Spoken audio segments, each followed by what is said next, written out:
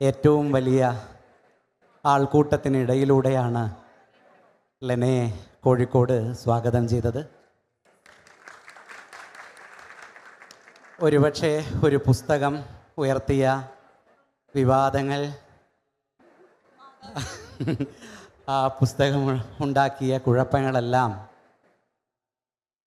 ലെനക്ക് തീർച്ചയായും ഞാൻ ഇനിയും തുടർന്നെഴുതേണ്ടതുണ്ട് എന്ന തോന്നലാണ് ഉണ്ടാക്കിയതെങ്കിലും ഇവരെ കൊണ്ട് ഇനിയും എന്തെങ്കിലും എഴുതാതിരിപ്പിക്കാനാണോ ഒരു സമൂഹം ശ്രമിക്കുന്നത് എന്ന് തോന്നിപ്പിക്കുന്ന ഘട്ടത്തിലാണ് ഇത്ര വലിയ ആൾക്കൂട്ടം ഹർഷാരവങ്ങളോടെ അവരെ സ്വാഗതം ചെയ്യുന്നത് എന്ന സന്തോഷം ഈ സെഷനിരിക്കുമ്പോൾ വ്യക്തിപരമായി എനിക്കുണ്ട്. കാരണം നമുക്കെപ്പോഴും നമ്മുടെ ശീലങ്ങളിലുള്ള മനുഷ്യരെയാണ് ഇഷ്ടം എന്ന കുഴപ്പം നമുക്കുണ്ട്.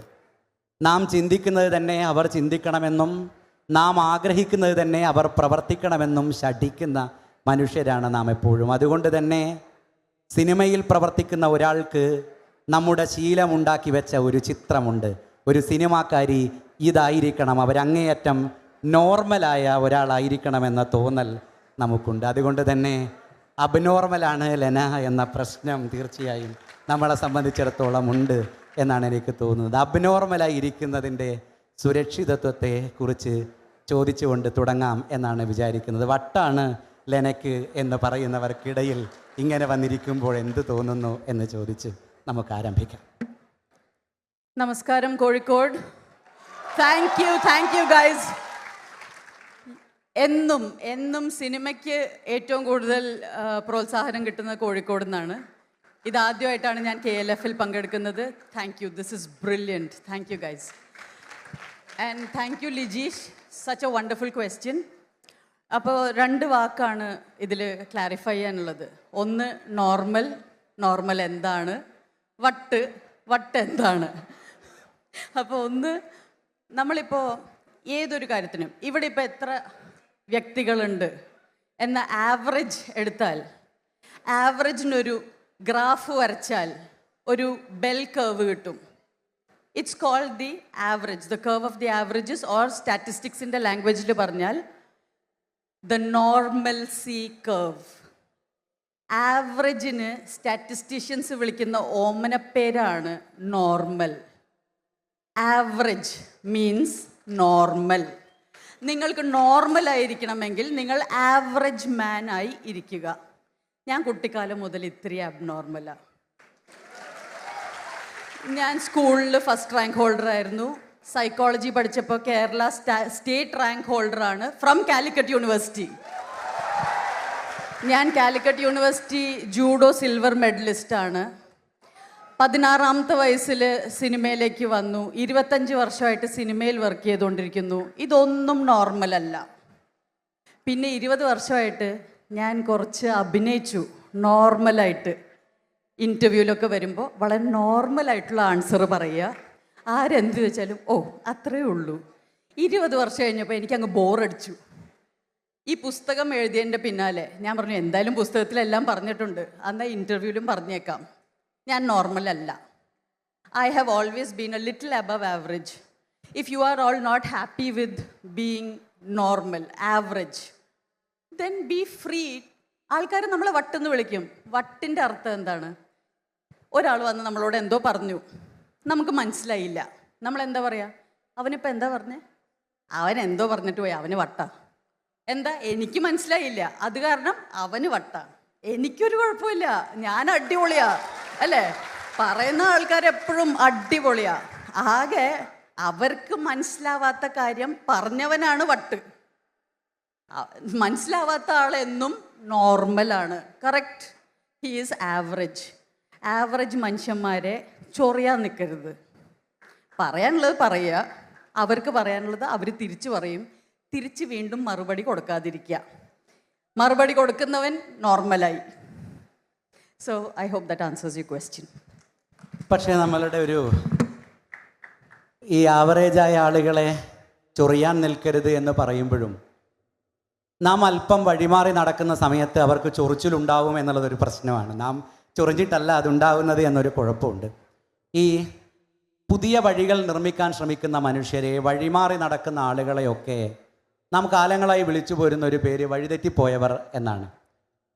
വഴിതെറ്റിപ്പോവുന്ന ഒരു സമൂഹത്തെ, വഴിതെറ്റിപ്പോവുന്ന ഒരാളെ ലെന അല്പം മുമ്പേ പറഞ്ഞ നോർമൽ ജീവിതത്തിലേക്ക് വലിച്ചിങ്ങിടാനുള്ള സിദ്ധാന്തങ്ങളും മെഡിക്കൽ സംവിധാനങ്ങളും ഒക്കെ നാം ഉണ്ടാക്കി വെച്ചിട്ടുണ്ട്. നമ്മളുടെ സൈക്കോളജി, നമ്മുടെ സൈക്യാട്രി എല്ലാം പ്രവർത്തിക്കുന്നത്, നേരത്തെ പറഞ്ഞ വട്ടിനെ ചികിത്സിക്കുന്ന സകലമാന സംവിധാനങ്ങളും പ്രവർത്തിക്കുന്നത് ഒരുപക്ഷെ ആരും വഴിതെറ്റാത്ത ഒരു ലോകം നിർമ്മിക്കാനാണെന്ന് തോന്നുന്നു. സത്യം. വഴി തെറ്റിപ്പോകുന്നവരുണ്ട്.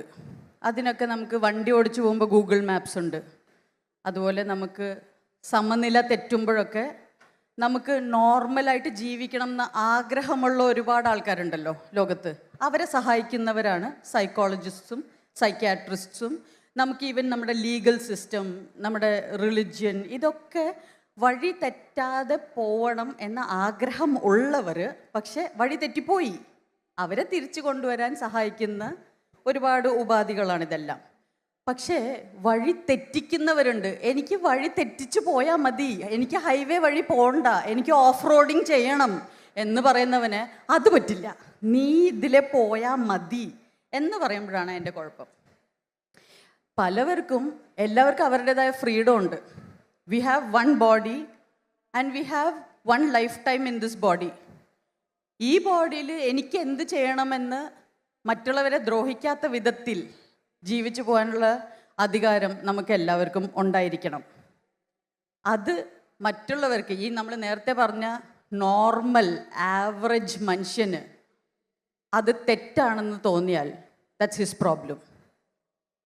If you want to live your way, nobody should have the right to stop you, as long as you are not disturbing others. മറ്റുള്ളവരെ ബുദ്ധിമുട്ടിക്കാത്ത രീതിയിൽ നിങ്ങൾ നിങ്ങളുടെ ജീവിതം നിങ്ങളുടെ ഇഷ്ടം അനുസരിച്ച് ജീവിക്കുകയാണെങ്കിൽ, ഞാൻ ഇൻ്റർവ്യൂവിൽ പറഞ്ഞത് വീണ്ടും ഒന്നുകൂടെ പറയാം, എനിക്കത് പറയാൻ ഇഷ്ടമുള്ളതുകൊണ്ടാണ്. വിത്ത് ഗ്രേറ്റ് താൻ തോന്നിത്തരം കംസ് ഗ്രേറ്റ് റെസ്പോൺസിബിലിറ്റി.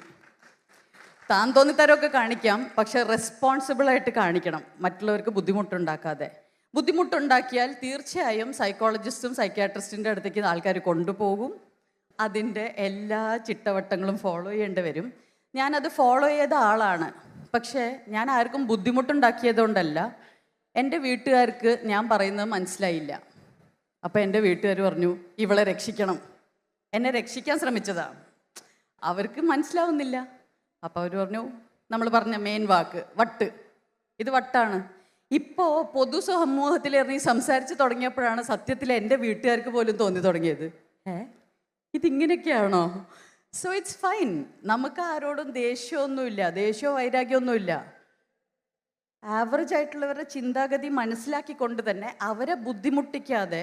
ഞാൻ 20 കൊല്ലം സുഖമായിട്ട് ജീവിച്ചു, ആർക്കും ഒരു ബുദ്ധിമുട്ടുണ്ടായിരുന്നില്ലല്ലോ ഇവിടെ, ഇല്ലല്ലോ. എന്നെ 10-25 വർഷമായിട്ട് കാണുകയല്ലേ എല്ലാവരും. ഇപ്പോൾ ഈ ബുക്ക് എഴുതിയപ്പോൾ എനിക്ക് മനസ്സിലായത് എന്നെ പോലെ തന്നെ ഒരുപാട് ആൾക്കാരുണ്ട്. ദേ ഇവിടെ നിൽക്കുന്ന ഒരു മനുഷ്യൻ പോലും നോർമൽ അല്ല എന്ന് എനിക്ക് ഉറപ്പാണ്. അല്ലെങ്കിൽ നിങ്ങൾ ഇവിടെ ഇരിക്കില്ല, നിങ്ങൾ അവിടെ എവിടെയെങ്കിലും ഇരിപ്പുണ്ടാവും, ബീച്ചിൽ കപ്പലണ്ടി കുറിച്ചോ അല്ലെങ്കിൽ എവിടെയെങ്കിലും ഇരുന്ന് എന്തെങ്കിലും ചെയ്യുന്നുണ്ടാവും. ഇവിടെ വന്ന് ഇങ്ങനെ തിങ്ങിക്കൂടി ഇരിക്കുന്നുണ്ടെങ്കിൽ നിങ്ങൾ ആരും നോർമൽ അല്ല. So thank you so much for being here and please follow your heart. നിങ്ങളുടെ ഉള്ളിൻ്റെ ഉള്ളിൽ തീവ്രമായിട്ടുള്ള എന്തൊക്കെ ആഗ്രഹമുണ്ടോ അത് മറ്റുള്ളവരെ ദ്രോഹിക്കാത്ത വിധത്തിൽ ജീവിക്കുക. Please don't compromise. ലിജീഷിന് ചോദ്യങ്ങളില്ലാന്ന് തോന്നുന്നു ഇനി. അതിനിടയിൽ ഒരു റിക്വസ്റ്റ് ഇവരുടെ ഭാഗത്ത് നിന്നുണ്ട്. ഒന്ന്, സ്പീക്കറിനടുത്ത് നിന്ന് അല്പം മാറി നിന്നില്ല എങ്കിൽ എല്ലാവർക്കും കേൾക്കാൻ കഴിയാത്ത സാഹചര്യം മുഴക്കമായിരിക്കും എന്ന് പറയുന്നുണ്ട്. സ്പീക്കറിനടുത്ത് നിന്ന്, എല്ലാ സ്പീക്കറുകളുടെയും അടുത്ത് നിന്ന് അല്പം അകലം പാലിക്കണമെന്ന ഈ സ്പീക്കർ അല്ല ആ സ്പീക്കർ അഭ്യർത്ഥനയുണ്ട്.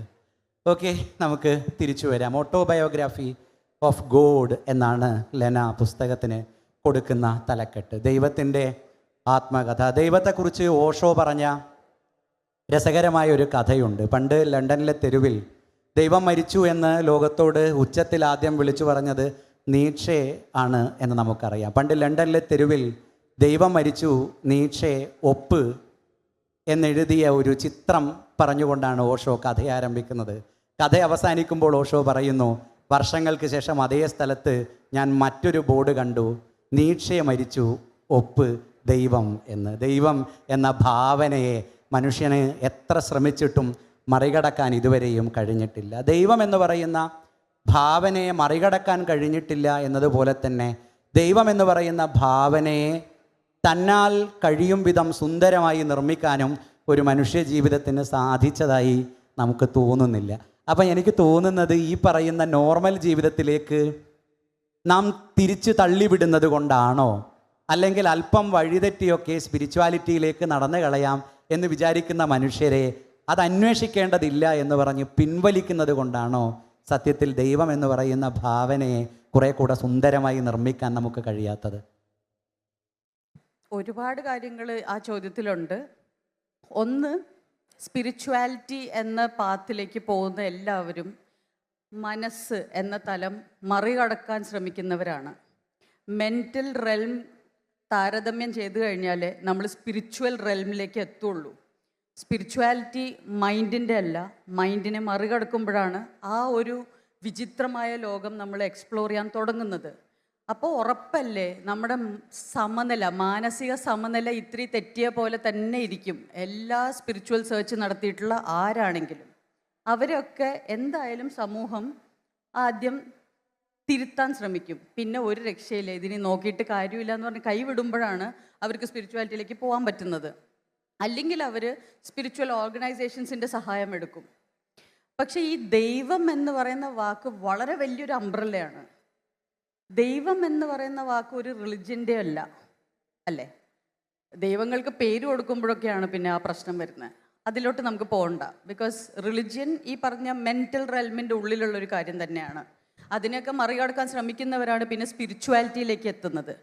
അപ്പം ഈ പറഞ്ഞ ഗോഡ് എന്ന വേർഡ് എനിക്ക് എക്സ്പ്ലെയിൻ ചെയ്യാൻ ഭയങ്കര ബുദ്ധിമുട്ടാണ്. പകരം നമുക്ക് ചോദ്യങ്ങൾ അങ്ങോട്ട് ചോദിക്കാം. അപ്പം നിങ്ങൾ അത് ചിന്തിക്കുമ്പോൾ നിങ്ങൾക്ക് തന്നെ മനസ്സിലാവും നിങ്ങളുടെ ഉള്ളിലുള്ള അതിനെപ്പറ്റിയുള്ള ചിന്ത എന്താണെന്നുള്ളത്. അപ്പം ഞാൻ എപ്പോഴും ചോദിക്കാറുള്ളൊരു ചോദ്യമുണ്ട്, എൻ്റെ ടെഡെക്സ് ടോക്സിലും ബുക്കിലുണ്ട്, എല്ലായിടത്തും ഉണ്ട്. എൻ്റെ ശരീരം എന്ന് പറയാറുണ്ടോ?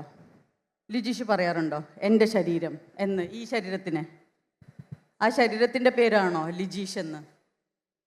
അല്ല. ശരി, അപ്പം അത് എന്തിൻ്റെ പേരാണ് ലിജീഷ്?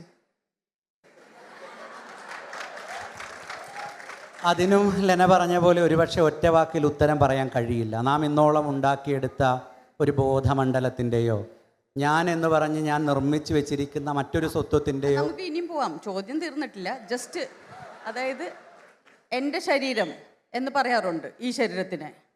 എൻ്റെ മനസ്സ് എന്ന് പറയാറുണ്ടോ? എല്ലാവരോടും കേട്ടോ, ലിജീഷ് ഇവിടെ ഇരിക്കുന്നതുകൊണ്ട് ഞാൻ ചോദിച്ചു എന്നുള്ളൂ. എല്ലാവരും ഇത് ചിന്തിക്കുക. നിങ്ങളൊക്കെ പറയാറുണ്ടോ എൻ്റെ ശരീരം എന്ന്? ഇപ്പോൾ അവിടെ ഏത് ശരീരത്തിലാണോ ഇരിക്കുന്നത് അതിനെ, അപ്പുറത്തിരിക്കുന്ന ആൾ അത് പറയരുത് കേട്ടോ, ബുദ്ധിമുട്ടാവും. അപ്പോൾ എൻ്റെ ശരീരം എന്ന് പറയുന്നു, എൻ്റെ മനസ്സ് എന്നും പറയുന്നു. ഇതാരാണ് ഈ ശരീരവും മനസ്സൊക്കെ എൻ്റെ ആണെന്ന് അധികാരപ്പെടുന്നത്? ആരാണ് പറയുന്നത് എൻ്റെ ശരീരം എൻ്റെ മനസ്സ്? നിങ്ങൾ തന്നെ ഇപ്പോൾ പറഞ്ഞത്, നിങ്ങൾ തന്നെ ഉത്തരം തരണം. എൻ്റെ ശരീരം എൻ്റെ മനസ്സ് എന്ന് അവകാശപ്പെടുന്നത് ആര്? നമ്മൾ തന്നെയാണ്. നമ്മൾ എന്ന് പറഞ്ഞാൽ ശരിയാവില്ല. ഏത് നമ്മൾ? ഞാനില്ല ആ നമ്മൾ, തന്നെ പറഞ്ഞാൽ മതി. ഞാനിത് എൻ്റെ ശരീരം എന്ന് പറഞ്ഞിട്ടില്ല. എനിക്ക് തോന്നുന്നത് നേരത്തെ ആവറേജ് എന്ന് പറഞ്ഞ് ലെന വരച്ചു വെച്ചിരിക്കുന്ന ഒരു ചിത്രത്തിൽ വരുന്ന ഒരു മഹാഭൂരിപക്ഷം മനുഷ്യരുണ്ട്. നാം എപ്പോഴും ഇതിനെ നമ്മുടെ എന്ന് പ്രയോഗിക്കുന്നില്ല. ഞാൻ ലെനയെ മാറ്റി നിർത്തിയിട്ട് എൻ്റെ കൂടെ കിട്ടാവുന്ന കുറച്ച് പേരെ കൂടെ കൂട്ടി അങ്ങ് പറയാം. അപ്പോൾ എൻ്റെ ശരീരം എൻ്റെ മനസ്സ് എന്നൊക്കെ പറയുമ്പോഴും നമ്മളെല്ലാവരും പറയാറുണ്ട് ഇതിനപ്പുറത്ത് അല്ലേ? ഈ എൻ്റെ ശരീരം എൻ്റെ മനസ്സ് എന്ന് പറയുന്നത് ആരാണ്?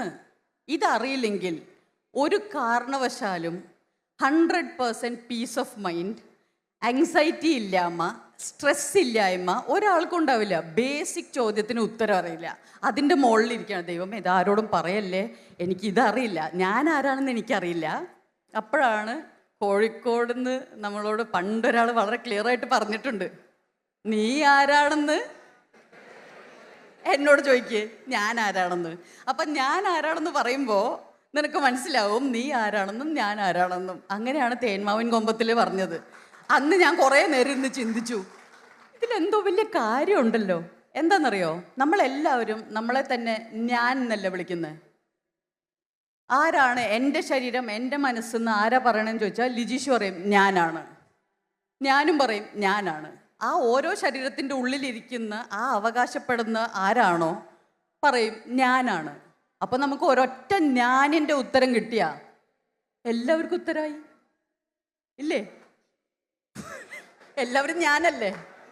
അതാണ് ഈ പറഞ്ഞ ഇംഗ്ലീഷിൽ ഐ എന്ന് നമ്മൾ ആവശ്യപ്പെടുന്നത്.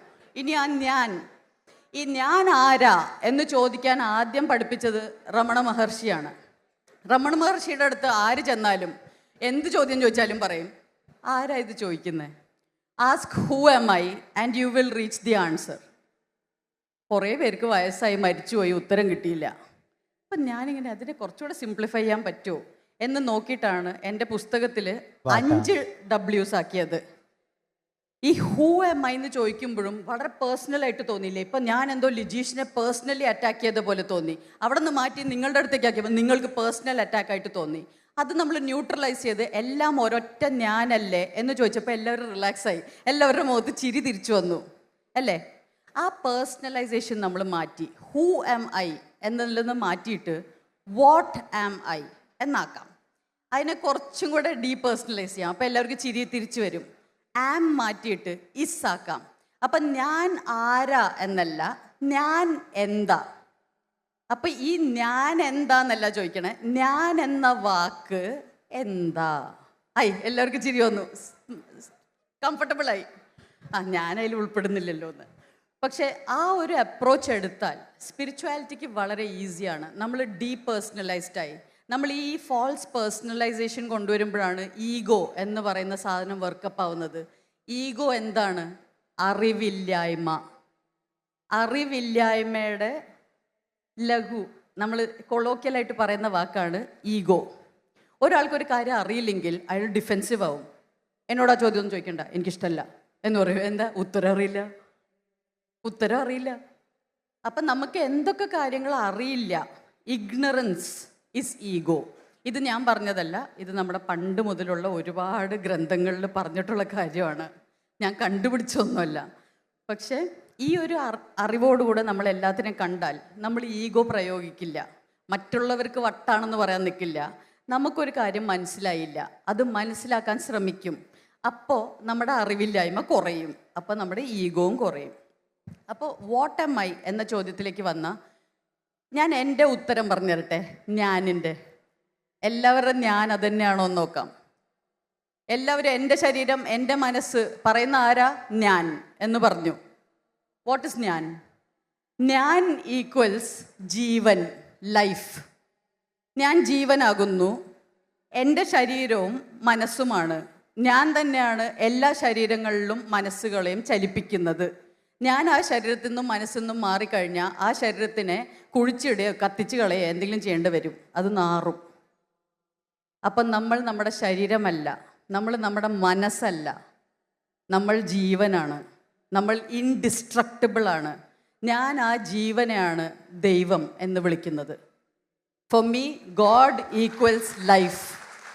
നമ്മുടെ എല്ലാവരുടെയും എന്നും പറയുന്നേക്കാളും നമ്മളെല്ലാവരും ജീവനാണ്. പല രൂപത്തിൽ, പല രൂപത്തിൽ. ഒരു രൂപം മറ്റേ രൂപം പോലെ അല്ല. ചിന്തിക്കുന്നത്, പ്രവർത്തിക്കുന്നത് ഒന്നും ഒരുപോലെ അല്ല. എന്തുകൊണ്ട്? ജീവൻ എന്തിന് റിപ്പീറ്റ് ചെയ്യണം? ജീവന് പല അനുഭവങ്ങളും എക്സ്പ്രഷൻസുമാണ് ആവശ്യം. അതിനു വേണ്ടിയിട്ടാണ് ഇവിടെ രൂപമെടുക്കുന്നത്. എല്ലാവരും ഒരുപോലെ ആവാനല്ല, അവരെ പോലെ ആവാൻ വേണ്ടിയിട്ടാണ് ജീവൻ ആ രൂപമെടുത്തത്. നമ്മുടെ റെസ്പോൺസിബിലിറ്റിയാണ് ഫുള്ളായിട്ട് ജീവനായിട്ട് ജീവിക്കുക. ജീവൻ എന്താണെന്ന് അറിയണമെങ്കിൽ ഒരു രൂപം വേണം, അതിലൂടെ ജീവിക്കണം. നമ്മളെല്ലാവരും ജീവിക്കാൻ വേണ്ടി രൂപം എടുത്ത ജീവനാണ്. ഇതാണ് ഞാൻ മനസ്സിലാക്കിയിട്ടുള്ളത്. നിങ്ങളുടെയൊക്കെ ഞാൻ അത് തന്നെയാണെങ്കിൽ നീ ആരാണെന്ന് നിനക്കറിയില്ലെങ്കിൽ എന്നോട് ചോദിക്കും ഞാൻ ആരാണ്. അപ്പം ഞാൻ ആരാണെന്ന് പറയുമ്പോൾ നിനക്ക് മനസ്സിലാവും നീ ആരാണെന്നും ഞാൻ ആരാണെന്നും. നമ്മളെല്ലാവരും ഒന്നാണ്. നമ്മളെല്ലാവരും ഒരേ ജീവനാണ്. ഒരേ ജീവൻ്റെ പല രൂപങ്ങളാണ്. So that is why the autobiography of God. Ramana Maharshi ചോദിച്ച അതേ ചോദ്യം തന്നെയാണ് ബെർണാഡ് ഷാ പണ്ടെഴുതിയ ഒരു വലിയ ലേഖനത്തിൻ്റെ തലക്കെട്ടായും അദ്ദേഹം കുറിച്ചത്. മനുഷ്യൻ ആ ചോദ്യത്തിന് ഉത്തരം അന്വേഷിക്കുകയും ഉത്തരം കണ്ടെത്താതെ മരിച്ചു പോവുകയും ചെയ്യാറാണ് പതിവ് എന്ന് നമ്മൾ പറയാറുണ്ട്. അങ്ങനെ മരിച്ചു പോവാതിരിക്കാൻ, അല്ലെങ്കിൽ അതിനു മുമ്പ് ഉത്തരം കിട്ടാവുന്ന രൂപത്തിലേക്ക് ആ ചോദ്യത്തെ എല്ലാവർക്കും വേണ്ടി മാറ്റി എഴുതണം എന്ന ആലോചനയായിരുന്നോ വാട്ട് എന്നതിലേക്ക് ലെനയെ എത്തിച്ചത്? അല്ലെങ്കിൽ തനിക്ക് തന്നെ ഏറ്റവും ലഘുവായി അതിനൊരു ഉത്തരം പറയണം എന്ന തോന്നലായിരുന്നോ, തന്നെക്കുറിച്ച് തന്നെയുള്ള തോന്നലായിരുന്നു ആ ചോദ്യത്തെ മാറ്റി എഴുതിച്ചത്? തീർച്ചയായും എൻ്റെ വ്യക്തിപരമായ ഒരു അന്വേഷണത്തിൽ ഞാൻ കണ്ടെത്തിയ, എനിക്ക് മനസ്സിലാവാൻ വേണ്ടി മെഡിറ്റേഷനും കോൺടെംപ്ലേഷനും വീണ്ടും വീണ്ടും ഈ ചോദ്യങ്ങൾ ചോദിച്ചിട്ട് ചോദ്യത്തിന് ഉത്തരം കിട്ടുന്നില്ലല്ലോ, ഉത്തരം കിട്ടുന്നവരെ സമാധാനമില്ല. അപ്പോൾ ഉത്തരം കിട്ടിക്കഴിഞ്ഞപ്പോൾ ഞാൻ ആലോചിച്ചു, ഇത് മറ്റുള്ളവർക്ക് ഷെയർ ചെയ്യണ്ടേ? അല്ല, നിങ്ങൾക്ക് നല്ലൊരു തമാശ കിട്ടി, നിങ്ങൾ കുറേ ചിരിച്ചു, നിങ്ങൾ ആ തമാശ ഇനി ആരോടും പറയില്ലേ? ഓടിച്ചെന്ന് എല്ലാവരോടും പറയും, നിങ്ങൾ കുറേ പൊട്ടിച്ചിരിച്ചൊരു തമാശയാണ്. അതേപോലെ ഇതേ അറിവ് എല്ലാവരും അന്വേഷിക്കുന്നുണ്ട്.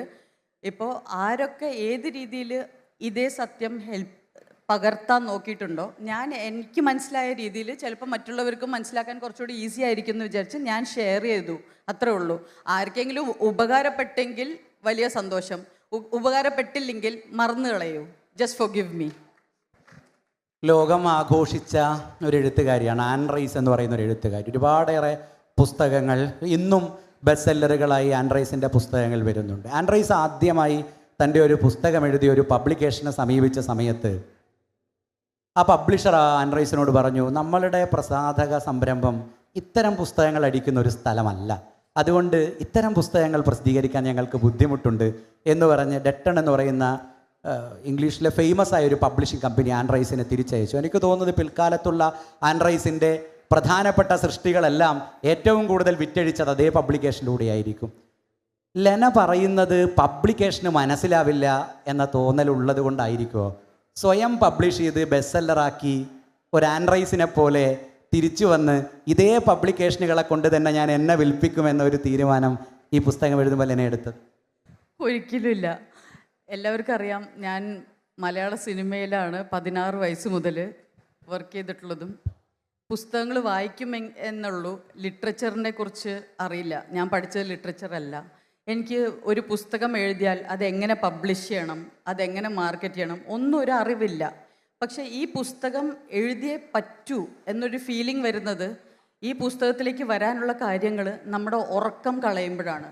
ഉറങ്ങാൻ നോക്കിയാൽ പുസ്തകത്തിലേക്കുള്ള സെൻറ്റൻസസ് വന്നുകൊണ്ടേയിരിക്കും, ഉറങ്ങാൻ പറ്റുന്നില്ല. എന്നാൽ പണ്ടാര ഇത് എഴുതിയിട്ടാൽ പിന്നെ ഉറങ്ങാലോ എന്ന് വിചാരിച്ച് എഴുതി അതൊരു പുസ്തകമായി കഴിഞ്ഞപ്പോൾ അതിനെ ഞാൻ നോക്കിയിരുന്നിട്ട് ഇനിയിപ്പോൾ ഇതെന്ത് ചെയ്യും, ഇതിനി എന്താ ചെയ്യേണ്ടതെന്ന് എനിക്കറിയില്ല, ആരോടാ ചോദിക്കേണ്ടതെന്നറിയില്ല. ചോദിച്ചാൽ ഈ പറഞ്ഞ പോലെ ഭയങ്കരമായിട്ട് എന്താ പറയുക, അവർ കളിയാക്കുമോ, എന്ത് ദി ഓട്ടോബയോഗ്രഫി ഓഫ് ഗോഡോ, ഇവർക്ക് വട്ടാന്ന് പറഞ്ഞാൽ നേരെ മെൻ്റൽ ഹോസ്പിറ്റലിൽ കൊണ്ട് ഇട്ടാലോ, അതുകൊണ്ടൊരു പ്രശ്നം. അപ്പോൾ അങ്ങനെ നോക്കിയപ്പോൾ ഞാൻ വിചാരിച്ചു സെൽഫ് പബ്ലിഷ് ചെയ്യാം, ആ ഒരു ജോലി തീരുമല്ലോ, അങ്ങനെ വിചാരിച്ച് ചെയ്തത്. ഞാൻ ഒരിക്കലും ഈ പുസ്തകം ഇത്രയും റീച്ച് ഉണ്ടാവുമെന്നോ ഒന്നും വിചാരിച്ച് ചെയ്തതല്ല. ആ അന്ന് കൊടുത്ത ഇൻ്റർവ്യൂ ആണെങ്കിലും ഞാൻ ആദ്യമായിട്ട് മനസ്സ് തുറന്നങ്ങ് സംസാരിച്ചു, അത്രേ ഉണ്ടായുള്ളൂ. എല്ലാവരും ഇതുപോലെ ഏറ്റെടുത്തത് കൊണ്ട് ഈ പുസ്തകത്തിനെ പറ്റി ചർച്ചകളുണ്ടായി. ഇത് ഓൾ ഇന്ത്യ ബെസ്റ്റ് സെല്ലർ ലിസ്റ്റിലേക്ക് വന്നു. അത് ശ്രദ്ധിച്ചത് നമുക്കെല്ലാവർക്കും അറിയാവുന്ന പെൻഗ്വിൻ ബുക്സ് ആണ്. Penguin books noticed that the autobiography of God has become A best seller and they have acquired the book. Penguin books ഈ ബുക്ക് പബ്ലിഷ് ചെയ്യണം എന്ന് എൻ്റെ അടുത്ത് ആവശ്യപ്പെട്ടു. എനിക്ക് തോന്നുന്നു ആദ്യമായിട്ട് ഒരു പുസ്തകം എഴുതുന്ന ഒരാൾക്ക് ഇതിനേക്കാൾ വലിയ അംഗീകാരം കിട്ടാനില്ല. അതിനൊക്കെ ഞാൻ നന്ദി പറയേണ്ടത് നിങ്ങളോടും ബാക്കി നമ്മുടെ എല്ലാ നോർമൽ ഫ്രണ്ട്സിനോടുമാണ്. Thank you so much. Penguin Books has taken the autobiography of God. ഇനി ബുക്ക് ഇറങ്ങുന്നത് പെൻഗ്വിൻ്റെ കവറോടുകൂടെ ആയിരിക്കും.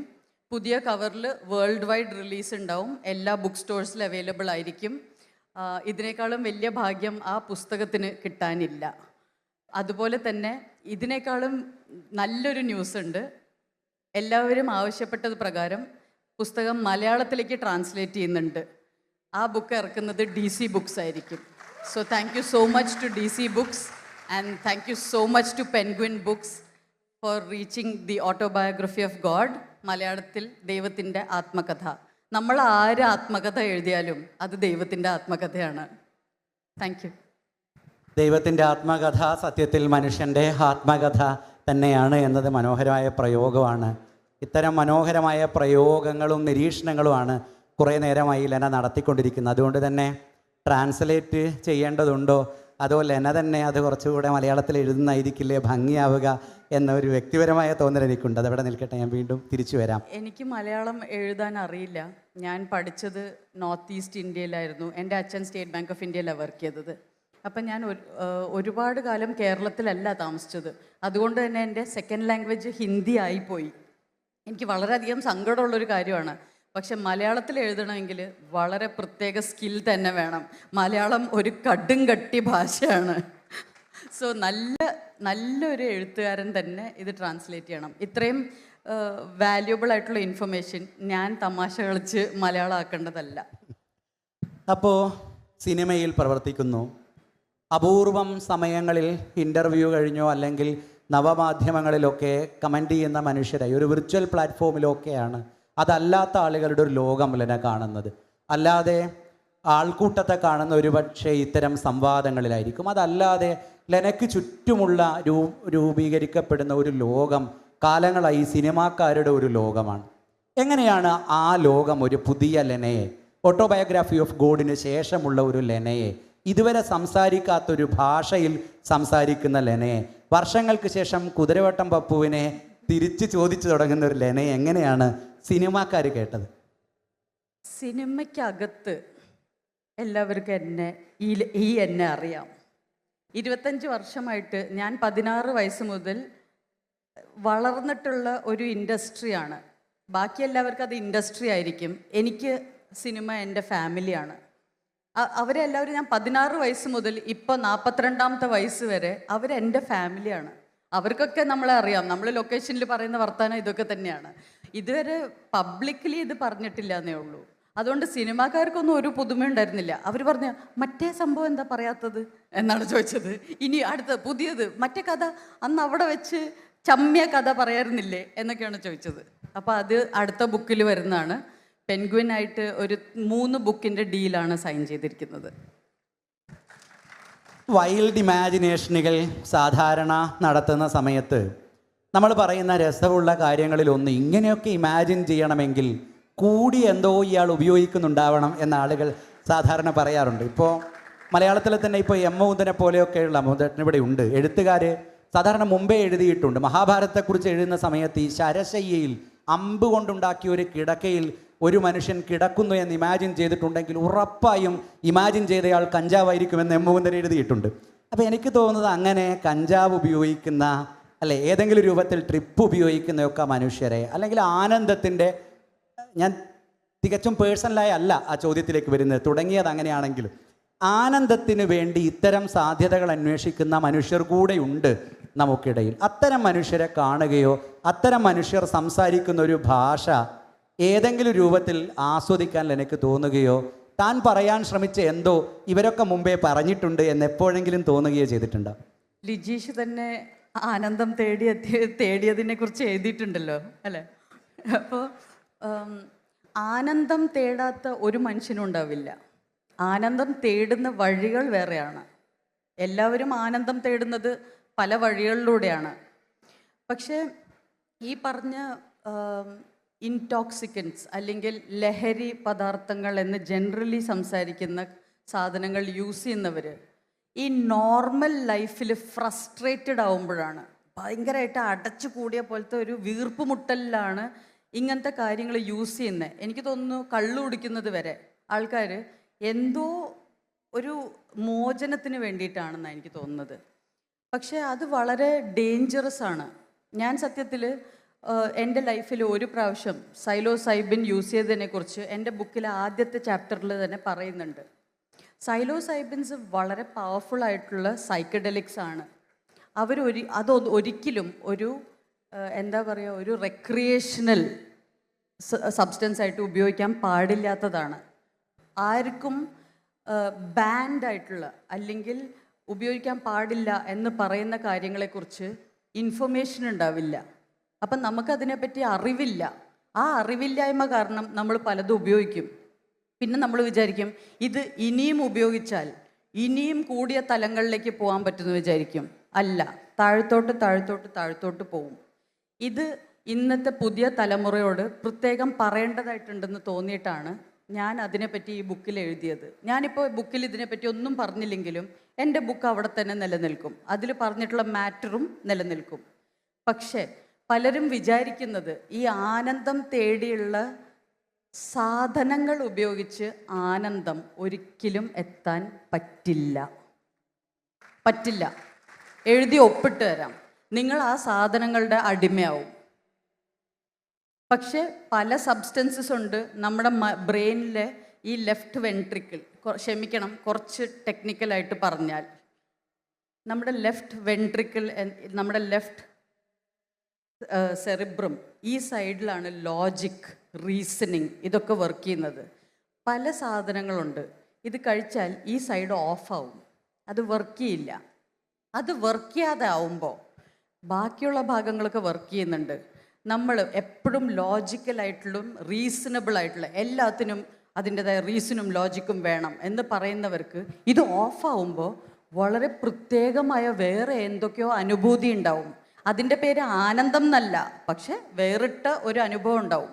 ആ അനുഭവം കാരണം അവർ തിരികെ ഈ ബ്രെയിനിൻ്റെ ഈ സൈഡ് തിരിച്ച് ഓണാവുമല്ലോ കുറച്ച് നേരം കഴിയുമ്പോൾ. അപ്പോഴാണ് അവർ ആലോചിക്കുന്നത്, ഇപ്പം ഞാൻ ആരാ, അച്ഛാ ഇതിലേതാ ഞാൻ എന്നൊക്കെ ചോദിച്ചു തുടങ്ങും. പക്ഷേ അവർക്കുണ്ടായത് ഒരു ലൈഫ് ചേഞ്ചിങ് എക്സ്പീരിയൻസ് ആണ്. ഇനി അവർ വിചാരിക്കും ഇത് തന്നെ ഞാൻ ഇനിയും കുറേ ചെയ്താൽ ഇത് കൂടുമല്ലോ എന്ന്. കൂടില്ല, ഇനി അവിടെ നിന്ന് അങ്ങോട്ട് ഡൗൺ ഹില്ലാണ്. പക്ഷേ ഇതാണ് സംഭവിക്കുന്നത്, ബ്രെയിനിലെ ആ ലോജിക് ആൻഡ് റീസണിങ്ങിൻ്റെ ഭാഗം കുറച്ച് നേരത്തേക്ക് ഓഫാവും. ഇത് എൻ്റെ ബുക്കിൽ അതിനെപ്പറ്റി ഒന്ന് പറഞ്ഞിട്ടുണ്ട്.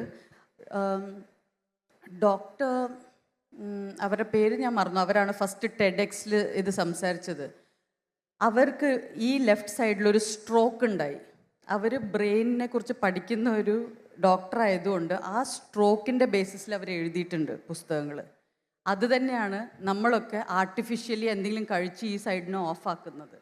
അത് ഓഫാക്കിയതുകൊണ്ട് പ്രത്യേകിച്ച് ആർക്കും ഒരുപാട് ഗുണങ്ങളുണ്ടാവില്ല. ഒരു മൊമെൻ്ററി ചേഞ്ച് ഉണ്ടാവും, അത് പിന്നെ ലൈഫ് ലോങ് ആ ചേഞ്ച് നിലനിൽക്കും. പക്ഷേ ഇത്രയും റിസ്ക് എടുക്കാതെ അതിനെ വളരെ പീസ്ഫുള്ളായിട്ട് നമുക്ക് ഓഫാക്കാം. അതിൻ്റെ പേരാണ് മെഡിറ്റേഷൻ.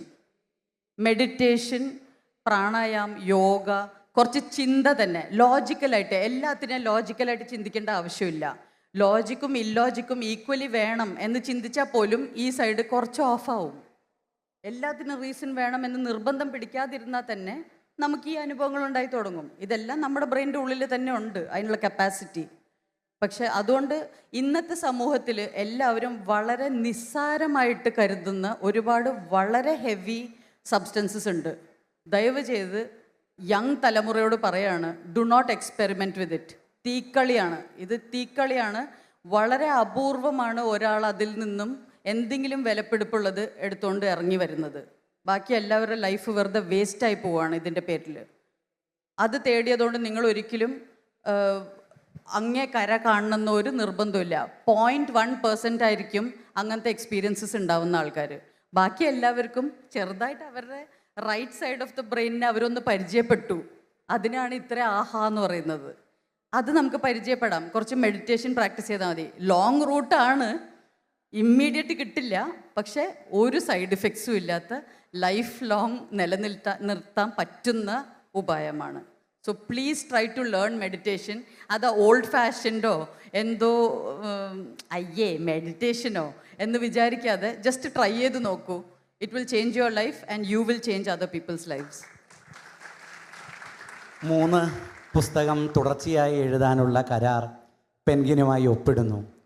1ാമത്തെ പുസ്തകം എഴുതിയതിൻ്റെ കോലാഹലം സത്യത്തിൽ അവസാനിച്ചിട്ടില്ല.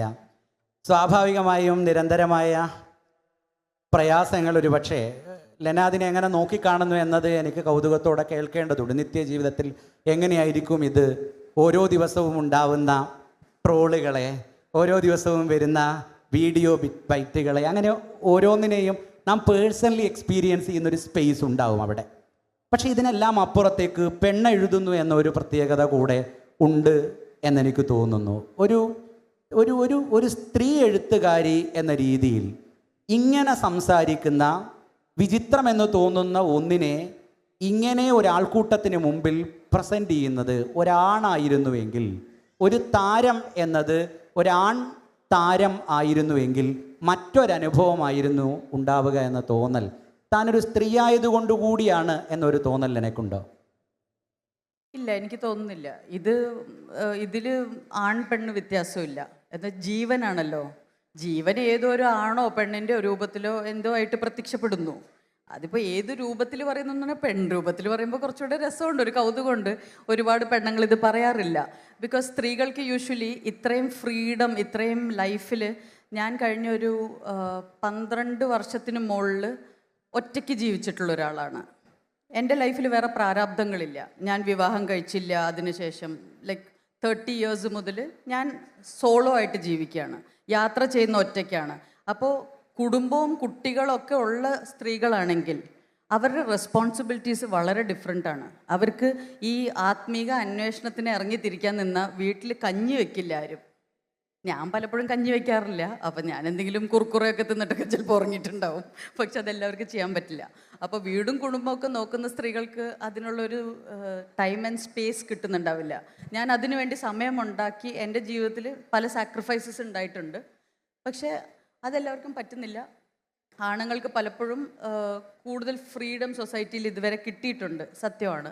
അതുപോലെ തന്നെ നമ്മുടെ ബ്രെയിനിൻ്റെ വയറിങ്ങും ഡിഫറെൻ്റ് ആണ്.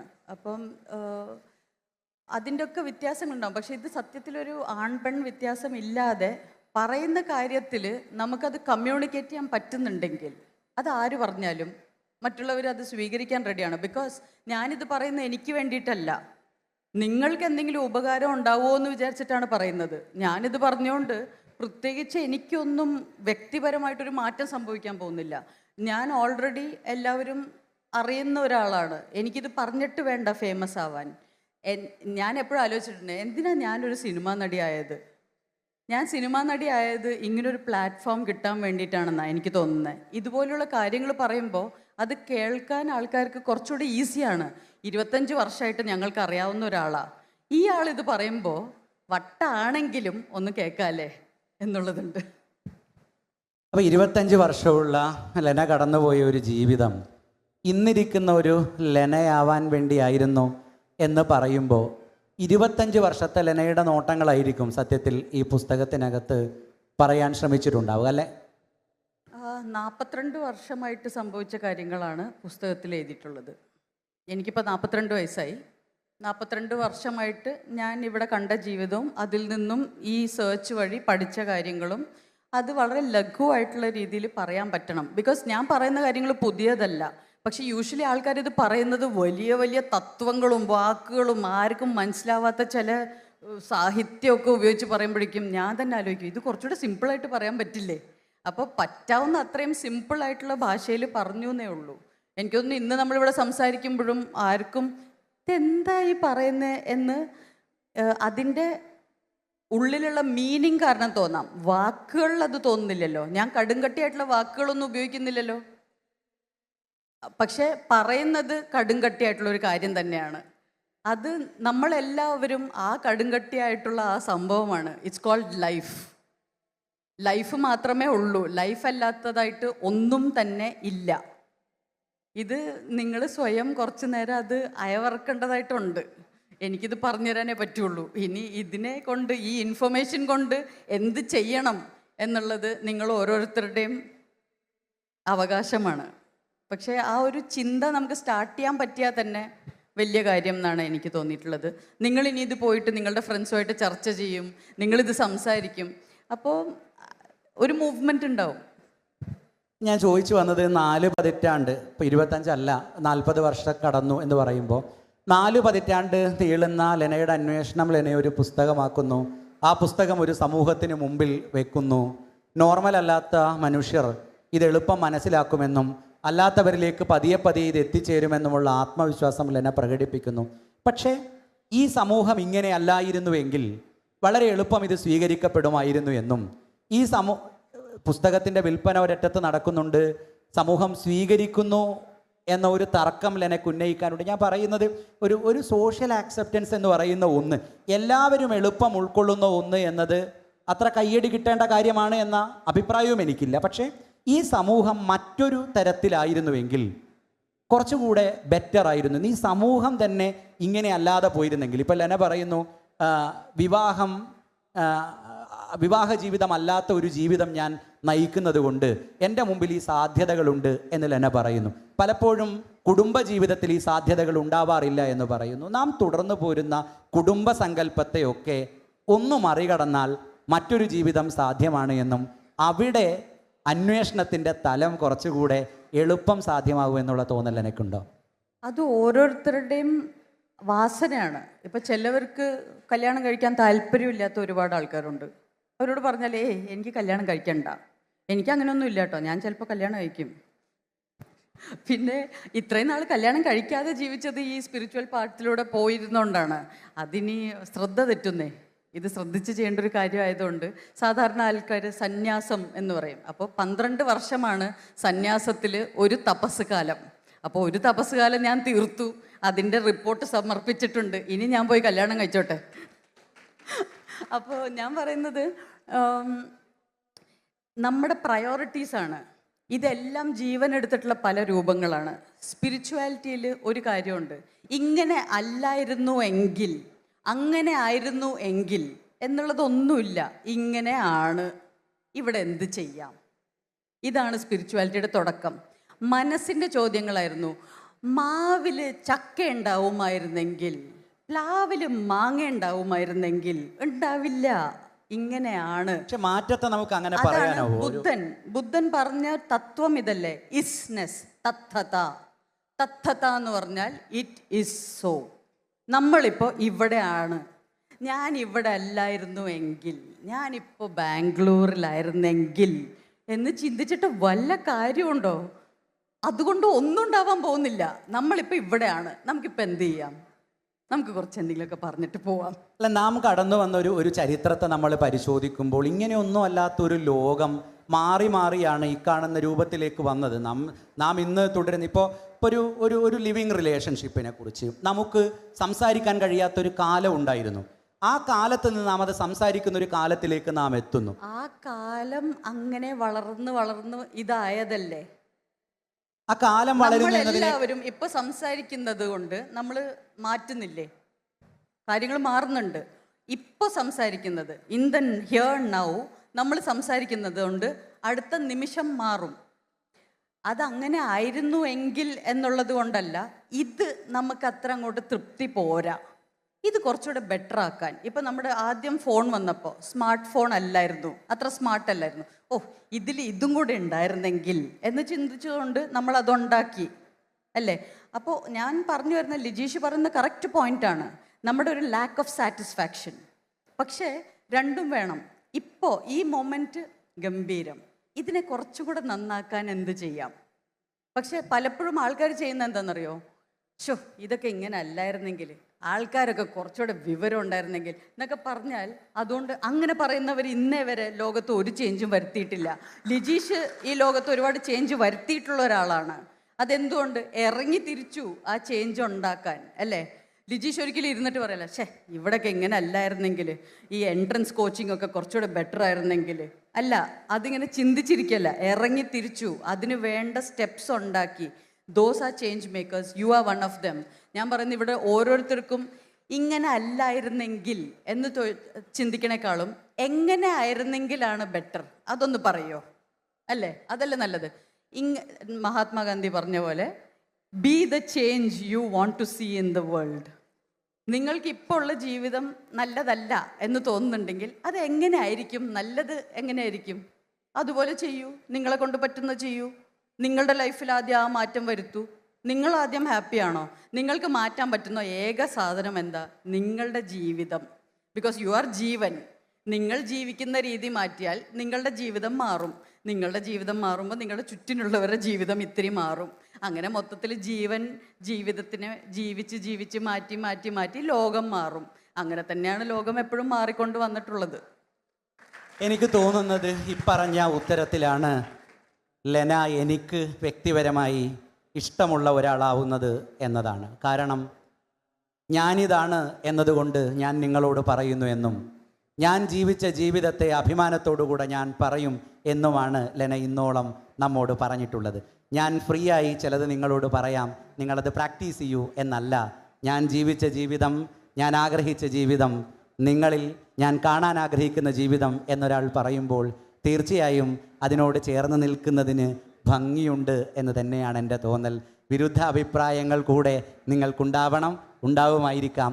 ആ അഭിപ്രായങ്ങളിലേക്കാണ് നമ്മളിനി കടക്കുന്നത്. പക്ഷേ ക്രിസ്പായി ചോദിക്കണം എന്ന് മാത്രം അഭ്യർത്ഥിച്ചുകൊണ്ട് നിങ്ങളുടെ ചോദ്യങ്ങളിലേക്ക് വരാം. ലെന ഉത്തരം പറയും. നമുക്ക് എത്ര സമയമുണ്ട് ചോദ്യങ്ങൾ എടുക്കാൻ? 15 മിനിറ്റ് ഉണ്ട്. അപ്പോൾ ഓരോ മിനിറ്റിൽ ചോദ്യം ഉത്തരം റാപ്പിഡ് ഫയർ പോലെ പോയാൽ 15 ചോദ്യങ്ങൾ നേരിടാം. നമസ്കാരം മാം. നമസ്കാരം. ഇത് ഒരു റാപ്പിഡ് ഫയർ ആയിട്ടില്ല, ഞാൻ ഒരു മിനിറ്റ് എടുത്തോട്ടെ. ബാക്കി എല്ലാവരുടെയും സമയമാണ് എടുക്കുന്നത്. ആയിക്കോട്ടെ. I M first of all very impressed with the book. നിങ്ങളൊരു നിമിത്തം പോലെ ഒരു വേഴ്സറ്റൈൽ ആക്ട്രസ് ആണ്. അപ്പം ഈ ഒരു യങ് തലമുറയിൽ ഒരു നിമിത്തം പോലെ ആവാം നിങ്ങൾ അങ്ങനത്തെ ഒരു കോൺസെപ്റ്റ് ആ ബുക്കിലൂടെ പറയാൻ ഉദ്ദേശിക്കുന്നത്. പക്ഷേ ഞാൻ മാമിനോട് ചോദിക്കുന്ന ഒരു കാര്യം എന്ന് പറയുമ്പം ഇതൊരു റിവേഴ്സ് എഞ്ചിനീയറിംഗ് ചെയ്യുകയാണെങ്കിൽ ലെറ്റ് സ്റ്റാർട്ട് ഫ്രം മാണ്ഡൂക്യ ഉപനിഷത്തിൽ ഈ കാര്യം പറഞ്ഞിട്ടുണ്ട്, മഹാഭാഗവതത്തിൽ ഈ കാര്യം പറഞ്ഞിട്ടുണ്ട്. മാണ്ഡൂക്യ ഉപനിഷത്തിൽ വളരെ ക്ലിയർ ആയിട്ട് തന്നെ 3 സ്റ്റേജസും പറഞ്ഞിട്ടുണ്ട്. നമ്മുടെ ലിവിങ് സ്റ്റേജ്, നമ്മൾ ഉറങ്ങുന്ന സ്റ്റേജ്, ഡ്രീം സ്റ്റേജ്, പിന്നെ 4th സ്റ്റേജ്. ഈ 4th സ്റ്റേജാണ് നമ്മളിത് എന്താ പറയുക ഒരു സാക്ഷി ഭാവത്തിൽ കാണുന്ന സ്റ്റേജ്. ഇത് കഴിഞ്ഞിട്ട് വേദാന്തം എന്ന ഒരു സിദ്ധാന്തം വന്നപ്പോൾ ഈ മാണ്ഡൂക്യ ഉപനിഷത്തിൽ നിന്നാണ് ഈ ഫുൾ വേദാന്തം ഉണ്ടായതും ഇത്രയും വർഷങ്ങളിൽ ആ നോൺ ഡ്യുവാലിറ്റി ഉണ്ടായതും. തുടങ്ങി എന്ത് പറയാം, നമ്മൾ ശബരിമലയിൽ പോയാൽ ഇത് മല കയറി മുകളിൽ എത്തുമ്പോൾ തത്വമസി എന്ന് എഴുതി വെച്ചിരിക്കുന്നതും അതിൻ്റെ ഉത്തരം തന്നെയാണ്. ഓക്കെ, അതുപോലെ തന്നെ എല്ലാ മഹർഷിമാരും ഇതിനെക്കുറിച്ച് ഹു ആം ഐ എന്നും പറഞ്ഞിട്ടുണ്ട്. സ്വാമി നിസർഗദത്ത ഐ ആം ദാറ്റ് എന്ന് പറഞ്ഞ ബുക്കും എഴുതിയിട്ടുണ്ട്. So my question is ma'am, with due respect you, as I said earlier, I mean might be it's ഒരു നിമിത്തമാണ് മാം ഈ ബുക്ക് ഇപ്പോൾ എഴുതിയത്. I am very impressed with that. മാമിൻ്റെ ബുക്കും വാങ്ങിച്ചിട്ടുണ്ട്, കിൻഡിലിൽ ബുക്ക് ഓഫ് സീക്രട്സും വാങ്ങിച്ചിട്ടുണ്ട്. And I have been reading about Vedanta four quite A long period. So ഇതൊരു റിവേഴ്സ് എഞ്ചിനീയറിംഗ് ചെയ്താൽ my question might sound slightly odd.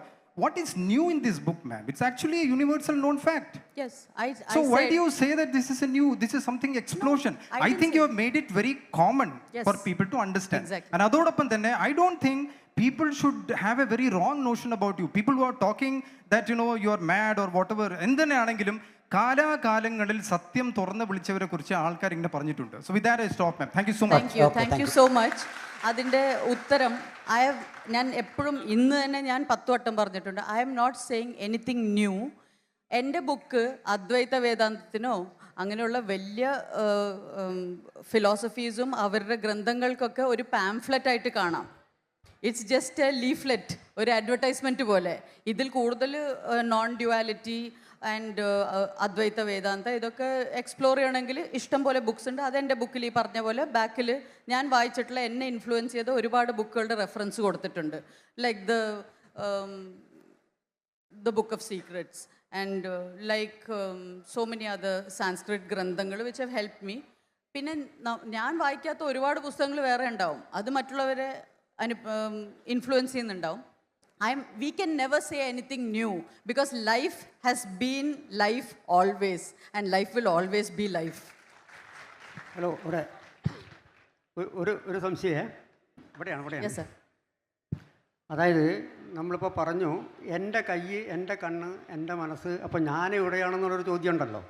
അതെനിക്ക് തോന്നുന്നത് നമുക്ക് ഞാൻ എന്നൊരു അവസ്ഥ മൊത്തത്തിലുള്ളതാണ്. അതൊരു വാക്ക് അങ്ങനെ ഉപയോഗിക്കുന്നു എന്നേ ഉള്ളൂ. അപ്പോൾ മൊത്തത്തിൽ ഞാനാകുമ്പോൾ അത് എൻ്റെ കണ്ണിൽ നിന്നും എൻ്റെ കയ്യിൽ നിന്നും പറയാം. എൻ്റെ കണ്ണ്, എൻ്റെ കൈ മൊത്തം ഞാനാണ്. അതാണ് ഈ അവസ്ഥയിൽ. അല്ലാതെ ഇപ്പോൾ എന്നെ തേടി പോകുന്നു എന്ന് പറയുന്നു. അപ്പോൾ നമ്മൾ ആകാശത്ത് ഒരു വരയുണ്ട്, ആകാശത്തൊരു നക്ഷത്രം ഉണ്ടെന്ന് പറയുമ്പോൾ നമ്മൾ ആകാശത്തെ തേടി പോയാൽ ആകാശത്തെ അങ്ങ് കാണാൻ കഴിയില്ല. ആകാശം എന്ന് പറയാൻ നമ്മൾ ഉപയോഗിക്കുന്നു ആകാശം എന്ന ഭാഷ. ആകാശം എന്ന ഭാഷ ഉപയോഗിക്കുന്നതെന്നല്ലാതെ ആകാശത്തെ തേടി പോകുമ്പോൾ ആകാശത്തെ കാണാൻ പറ്റാത്തതുപോലെ നിങ്ങളുടെ മനസ്സ് എന്നതിനെ തേടി നിങ്ങൾ പോകുമ്പോൾ ഒരുപക്ഷെ മനസ്സ് കാണാൻ പറ്റില്ലെന്ന് വരില്ല. മൊത്തം ബോഡിയിൽ എൻ്റെ മനസ്സെന്ന് പറയുമ്പോൾ എൻ്റെ കണ്ണ്, എൻ്റെ മൂക്ക് എന്ന് പറയാൻ പറ്റുമെന്നാണ് എനിക്ക് തോന്നുന്നത്. അതിനെ തേടി പോകട്ടെ. രണ്ടാമത് പറഞ്ഞ മെഡിറ്റേഷൻ ചെയ്തിട്ട് ഓവറായിട്ട് കുറേ ആളുകൾക്ക് എബ്നോർമലിന് മേലെ എത്തിപ്പോയ കുറേ കഥ എനിക്കറിയാം.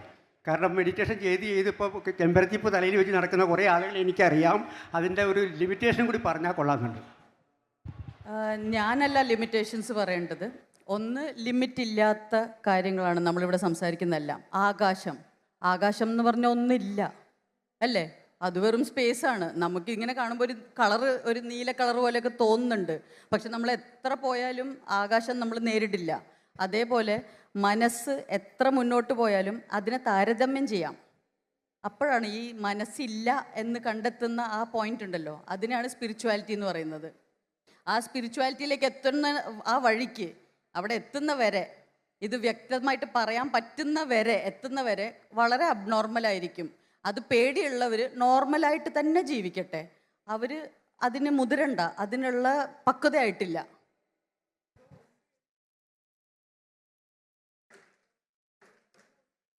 അത് സാറ് സ്വയം ചെയ്യേണ്ട കുറച്ച് എക്സ്പീരിയൻസസ് ആണ്. അത് പൊതുവായിട്ട് പറഞ്ഞിട്ട് കാര്യമില്ല, നമ്മുടെ വ്യക്തിപരമായ ജേണിയാണത്.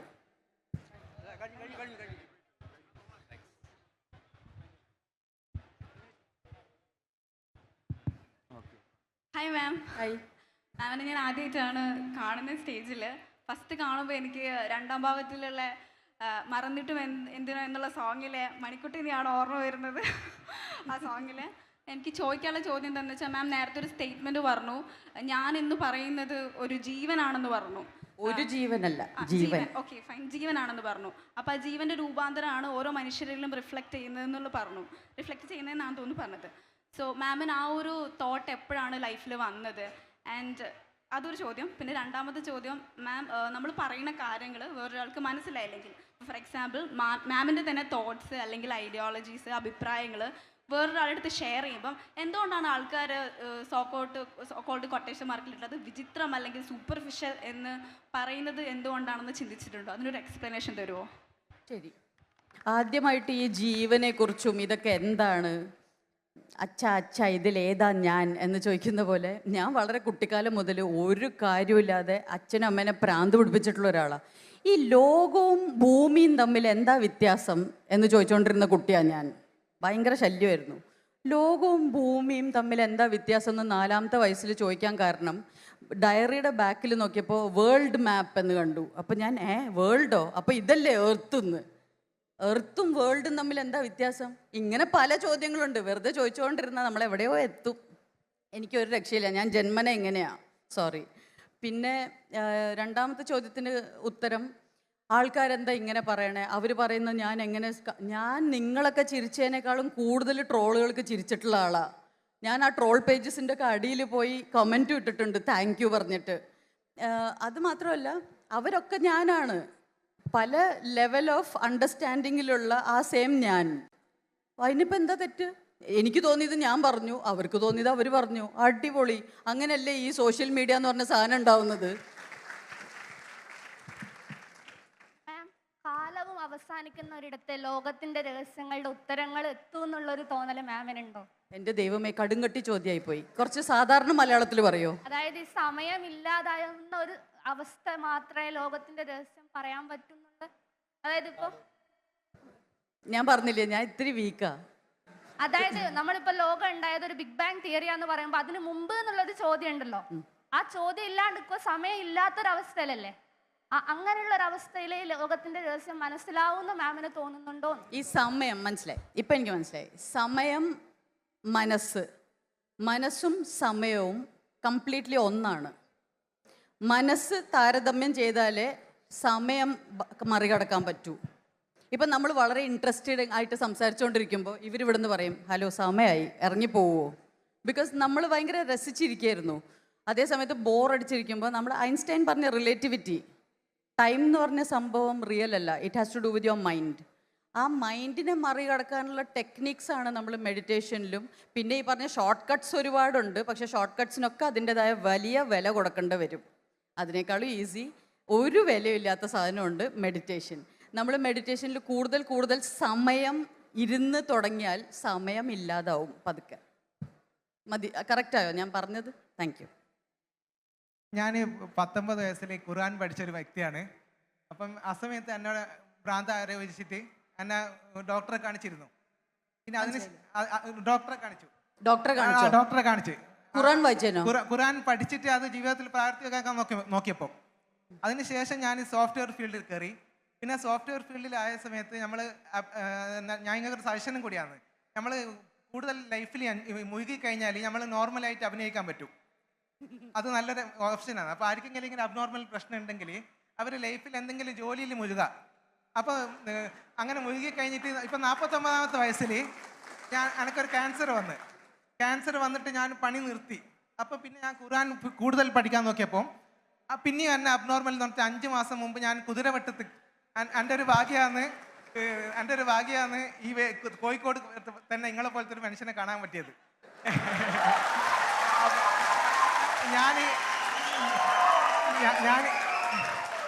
ഞാൻ കുതിരവട്ടത്തു നിന്ന് ഒരു ദിവസത്തിൽ എൻ്റെ വേണ്ടപ്പെട്ട ആൾക്കാർ എന്നെ സഹായിച്ചിട്ട് അവിടുന്ന് രക്ഷപ്പെടാൻ പറ്റി. അതുകൊണ്ട് ഇപ്പൊ ഞാൻ 10 മാസമായിട്ട് നിങ്ങളെ പോലെ ഒരു ഒറ്റക്കാണ് താമസിക്കുന്നത് ഒരു വീട്ടില്. പക്ഷേ നിങ്ങളുടെ വട്ടിനും എൻ്റെ വട്ടിനും വ്യത്യാസമുണ്ട്. അല്ല, ഞാൻ പറഞ്ഞുതരാം. അതായത് ഈ മതത്തിന്റെ ഒരു പ്രശ്നം എന്താന്ന് വെച്ചാല് ഞാനൊരു മതത്തിന്റെ കൈ പിടിച്ചിട്ടില്ല. ഞാൻ പറഞ്ഞുതരാം. മതത്തിന്റെ ആൾക്കാർ ഏത് മതമാണെങ്കിലും ശരി ഈ ദാനധർമ്മം ചെയ്യാനാണ് പറയുന്നത്, ദാനധർമ്മം ചെയ്യാൻ. പക്ഷേ ഈ മറ്റുള്ള മതം ഇല്ലാത്ത ആൾക്കാർ ജീവിതം മുഴുവനും പൈസ ഉണ്ടാക്കാൻ വേണ്ടി നോക്കുന്നത്.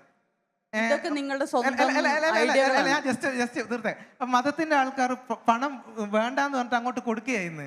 അതൊരു ഭ്രാന്തായിട്ട് മനുഷ്യന്മാർ ചിത്രീകരിക്കും. അപ്പൊ ഞാൻ ജസ്റ്റ് പറഞ്ഞതെന്ന് വെച്ചാൽ എല്ലാവരും ജോലിയിൽ മുഴുകാൻ പറയുന്നത്. നിങ്ങളെ പോലെ ഒറ്റയ്ക്ക് നിൽക്കുന്നതിനോട് എനിക്ക് യോജിപ്പില്ല. അത്രയാ പറയാനുള്ളൂ. അല്ലെ, പറ്റുമെങ്കിൽ എനിക്ക് നിങ്ങളെ നേരിട്ട് ഒരു 5 മിനിറ്റ് സംസാരിക്കണോ? ഞാൻ ഒരു കാരണവശാലില്ല. ഞാൻ പോകുമ്പോ ഈ ചേട്ടനെങ്ങാനും വന്നാലേ എന്നെ ഒന്ന് രക്ഷിക്കണേ. Anyway, thank you so much for sharing. അതൊരു ചോദ്യമായിരുന്നില്ല, അതുകൊണ്ട് ഉത്തരത്തിന്റെ ആവശ്യമില്ല.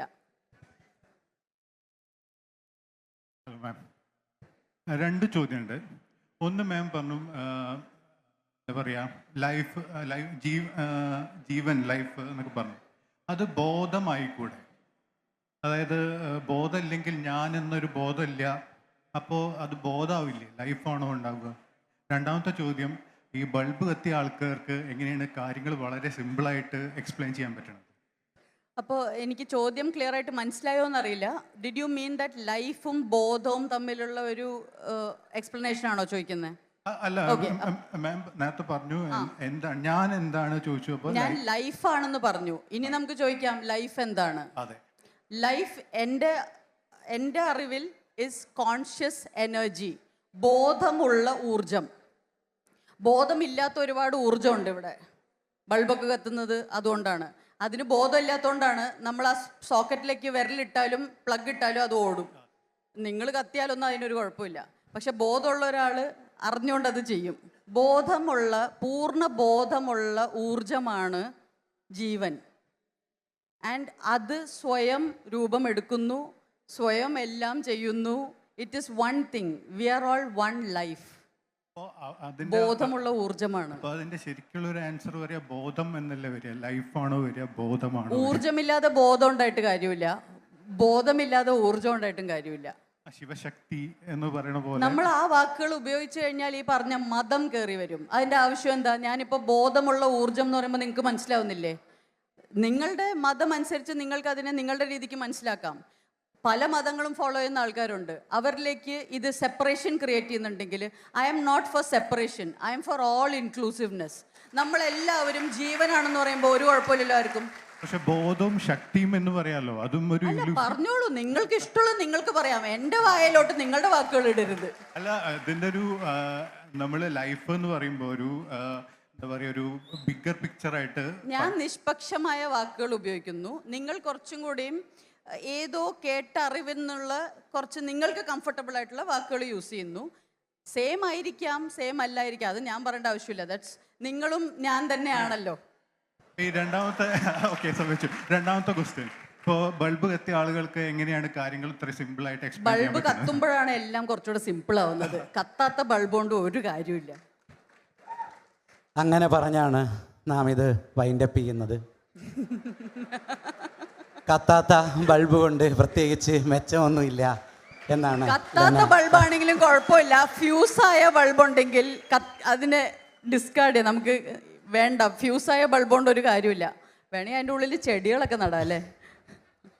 അപ്പോൾ ലെന ഇങ്ങനെ കത്തി നിൽക്കട്ടെ എന്ന് ആശംസിച്ചുകൊണ്ട് നമുക്ക് KLF നിന്നവരെ യാത്രയാക്കാം. ലോകപ്രശസ്തനായ അമേരിക്കൻ എഴുത്തുകാരൻ സ്റ്റീഫൻ ക്രെയിൻ അദ്ദേഹത്തിൻ്റെ ഓപ്പൺ ബോട്ട് എന്ന് പറയുന്ന ചെറുകഥയിൽ ഒരിടത്ത് എഴുതുന്നുണ്ട്, none of them see the colour of sky എന്ന്, ആകാശത്തിൻ്റെ നിറം അവരാരും കണ്ടിട്ടില്ല എന്ന്. നാം കാണാത്ത ചില കാഴ്ചകളാവാം ഒരുപക്ഷെ അവർ നമ്മോട് സംസാരിക്കുന്നത്.